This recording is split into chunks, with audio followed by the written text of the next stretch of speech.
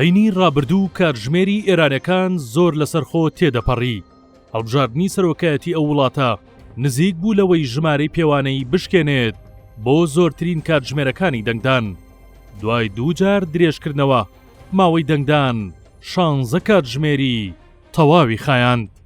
دەنگدانی هەڵبژاردنی سەرۆکایەتی ئێران لە ڕۆژی 28 حوزەیران لە کاتژمێر 8 بەیانیەوە دەستی پێکرد و تا 12 شەو درێژ کرایەوە.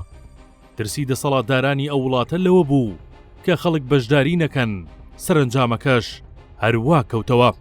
بە نزیکەی 37 ملیۆن ئێرانی کە مافی دەنگدانیان هەبوو هیچ کام لە 4 کاندیدەکەیان پەسەند نەکرد و دەنگیان نەدا. لە باشترین حاڵەتدا ڕێژەی بەشداری گەیشتە لە 40%. کارگەیشتە ئەوەی محەممەد خاتەمی سەرۆک کۆماری پێشووتری ئێران بڵێت بایکۆتکردنی خەڵک بەو ڕێژە زۆرە کە گەیشتە لە 60% لە مێژووی ئێراندا هاوشێوەی نەبووە. مانای ئەوەیە خەڵک زۆر تووڕەن. لە مێژووی ئێراندا دوو هەڵبژاردن زۆرترین ئاستی بەشداریان تیادا تۆمار کراوە. ساڵی 1997 کاتێک محەممەد خاتەمی کاندیدی ریفۆرم خوازەکان بردیەوە ڕێژەی بەشداری گەیشتە لە 80%. کاتێکیش مەحموود ئەحمەدی نەژاد بۆ دووەم جار بووەوە سەرۆک لە ساڵی 2009 ڕێژەی بەشداری خۆیدا لە 85%. هەڵبژاردنەکەی ئێران لە دۆخێکدایە کە پێشتر لە مێژووی ئەو وڵاتەدا کەم ڕەنگ بووە. ئەمە یەکەمین هەڵبژاردنە لە دوای کوژرانی ژینە ئەمینی و سەرهەڵدانی بزوتنەوە ناڕازیە بەرفراوانەکەی ئەو وڵاتە. هێشتا سەدای ژن، ژیان، ئازادی و دەنگی ناڕەزایەتیەکان لە گوێی دەسەڵاتدارانی ئەو وڵاتە دەجرەنگێتەوە کە ڕۆژی هەینی 5 تەمووز وڵاتەکە دەچێتە گەڕی دووەمی هەڵبژاردنی سەرۆکایەتیەوە بۆ شوێنگرتنەوەی سەرۆکە بە کۆپتەر فەوتاوەکە. لە گەڕی یەکەمی هەڵبژاردنەکان هیچ کام لە 4 کاندیدە سەرەکیەکە دەنگی پەنجاکۆیەکیان بەدەست نەهێنا. بۆیە گەڕێکی تری ململانێ لە نێوان دوو یەکەمەکەدا بەڕێوە دەچێت. ئەو گەڕەیان مەسعود پزیشکیانی کاندیدی باڵی ریفۆرم خوازەکان براوەی یەکەم بوو لە 42.6 دەنگەکانی بەدەستهێنا.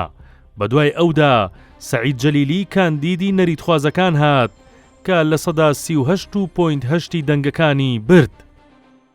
لە دوا ڕوبەڕووبوونەوەی تەلەڤیزیۆنیدا کە ڕۆژی دووشەمەی ڕابردوو بەڕێوەچوو هەردوو کاندیدەکە کارتەکانی دەستی خۆیان ئاشکرا کرد. پزیشکیان وتی بەشداری نەکردنی خەڵک مانای ئەوەیە خەڵک لێمان ناڕازین.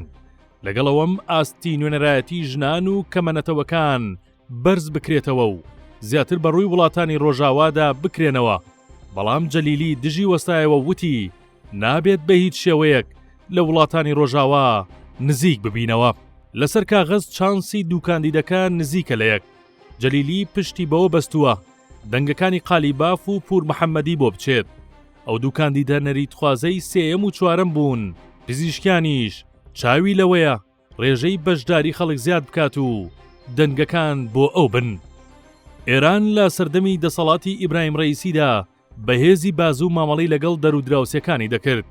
بردومانی ماڵی شێخ باز بەرزنجی و ماڵی پێشڕەو دزەیی لە هەولێر و گورزی چەند جارەی بۆ سەر بارەگای حیزبە کوردیەکانی ڕۆژەڵات و جرت و فرتی درۆن و موشەکەکانی دەست و دیارەکەی بوون بۆ دراوسێ بێوەیەکەی. ئەخۆ ئەو سەرۆکەی لاڵبژاردنەکەی ئەم هەینێ دەیباتەوە ئەزمونەکەی ڕەئیسی دووبارە دەکاتەوە یان قسەیەکی تری دەبێت.